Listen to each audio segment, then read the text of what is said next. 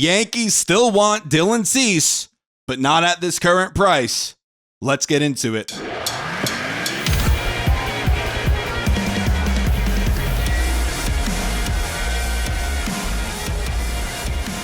Hey guys, I hope you are having a stupendous day today. If you love the Yankees but you're not subscribed, be sure to subscribe, especially if you want to be kept up to date with the latest New York Yankees news or just for plain old New York Yankees discussion. So according to reports, the New York Yankees are still in and they still want Dylan Cease. However, there is one player in particular that they do not want to trade in a potential Dylan Cease trade. And that man goes by the name of Spencer Jones. Now, when it came to the Yankees potentially acquiring Corbin Burnes, they balked at it when Milwaukee wanted Spencer Jones. So that's why Burnes is not a Yankee right now, simply because Brian Cashman is holding on to one of his top prospects. And I think he did the Yankees good by doing just that. Now, in this Dylan Cease scenario of the New York Yankees acquiring him, would it be too much if we were to part with Spencer Jones? Absolutely. I do not want to trade Spencer Jones for Dylan Cease. Absolutely not. Last year, Cease had a tough one. He had a 4.58 earned run average. And that's after coming off of a Cy Young caliber season. He looked bad last year. He did. However, he did rebound in the month of September. I believe he had like a 2.8 earned run average in the month of September. But the month of August for him was just absolutely brutal. I believe he had over an 8 ERA. So Cease, in my opinion anyway, take it for what it's worth. I don't think it's worth moving on from Spencer Jones. No way. However, Cease is a lucrative pitcher to go and trade for, and I'm going to tell you why. He has 2 years of control left. And also, 2022 was not that long ago, and he had a marvelous one. If you want to go back even further to 2021, that was his first full big league season as a starter. He had a 3.91 ERA, over 200 strikeouts in 165 innings pitched. Actually, he had 226 strikeouts in 165 and 2/3 innings pitched, 68 walks. Walks have always been an issue for Cease, so there's another red flag for me in moving on from a Spencer Jones for a Dylan Cease. However, from 2021 to 2022, he got a lot better. He improved. At least his ERA did anyway. His strikeouts were around the same. He had 227, 184 innings pitched. His ERA was 2.20. Marvelous.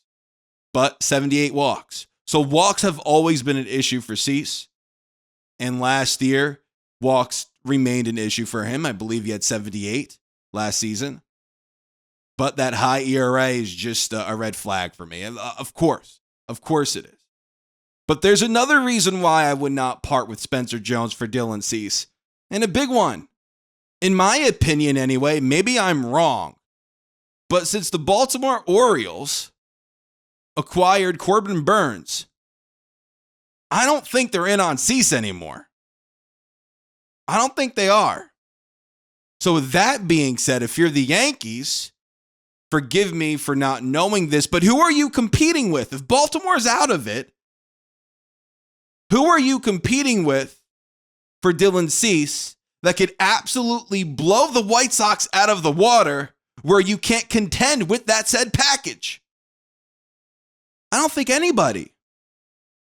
So in my opinion, when it comes down to it, if the White Sox are antsy to move on from Dylan Cease, I don't think it would cost the Yankees Spencer Jones.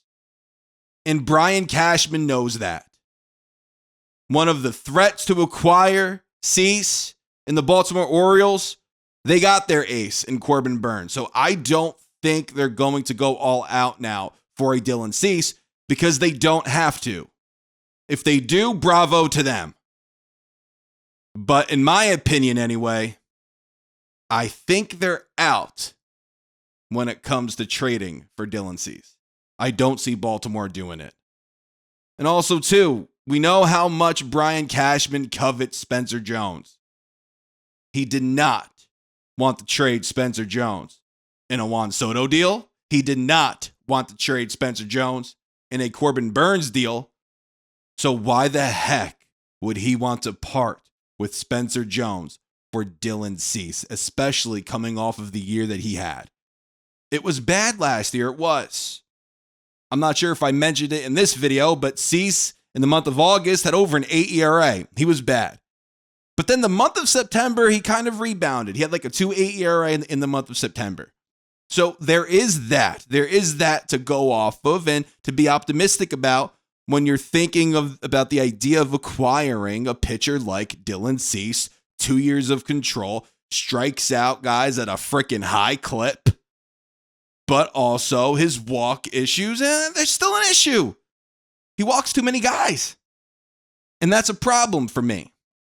So that's why I wouldn't move Spencer Jones for him. However, just because I wouldn't move Spencer Jones for Dylan Cease, it does not mean that I wouldn't trade for Dylan Cease.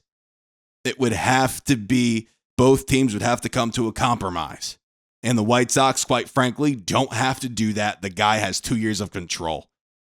And they might be able to get a much better package at the deadline. So I don't even know if it's worth for the White Sox to move on from Dylan Cease. I don't think it is for them. Honestly, I really don't. They should wait. They honestly should, so they could get the best trade possible. Because right now, I don't think they would. Maybe they could get Everson Pereira from the Yankees, Chase Hampton possibly, but maybe Peraza if you want to throw him in there.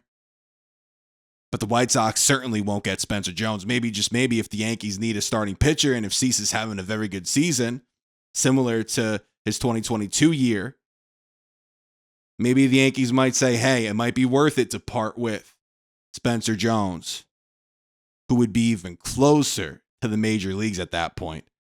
Maybe they feel like it would be worth it to move on from him to get a pitcher like Cease, especially if he pitches like he did in 2022. Was last year a fluke for Cease? You let me know down in the comments. Would you trade Spencer Jones for Dylan Cease? Do you think Brian Cashman is doing the Yankees a disservice by not acquiring Cease if it involves Spencer Jones going to Chicago? You let me know down in the comments. Thank you guys so much for watching. We have channel memberships in the description if that interests you. This is Joe, and until next time, signing out. And to all of our channel members here at The Shift, thank you guys. It means a lot.